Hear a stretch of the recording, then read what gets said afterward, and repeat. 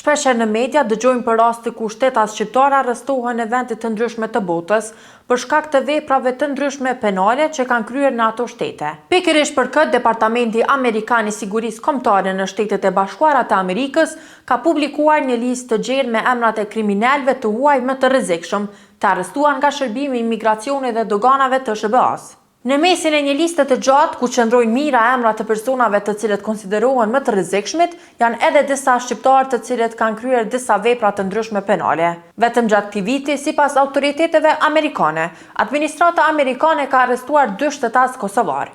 Një prej tyre është edhe Besart Hoxha, i njohur në internet me novkën Pica. Ai ishte arrestuar në Connecticut dhe ndaj tij rëndon dënimi për shkeljen e ligjit për organizatat e vërshira në reket dhe korrupsion, që njihet si një prej ligjeve më të ashpra në SBA për goditjen e grupeve të organizuara kriminale. Sipas njoftimit të Departamentit Amerikan të Shtetit, Hoxha bënte pjesë në një grup të strukturuar që operonte nën motën In Fraud We Trust, që në shqip i bie në mashtrim besojmë. Ky grup dëshoi për mashtrime në shkallë të gjerë dhe përfitime të palegjshme përmes aktiviteteve të koordinuara. Sipas ligjit amerikan, shkeljet e këtij ligji mund të dënohen deri në 20 vite burg, varësisht nga natyra dhe numri i veprave penale të kryera. I arrestuari i dytë është Nikol Leshaj, i cili është kapur në Karolinë Veriore, dhe i njëjti është dënuar për veprën penale sulm. Ndërkaq, për të njëjtin nuk ka ndonjë të dhënë se për çfarë rasti bëhet fjalë. Këta nuk janë shqiptarët e vetëm që janë në këtë listë si njerëzit më të rrezikshëm. Sipas raportit të Departamentit të Sigurisë Kombëtare, janë edhe disa shqiptarë të tjerë të cilët janë ndaluar si pjesë e një operacioni të gjerë federal, që synon identifikimin dhe largimin nga SBA-t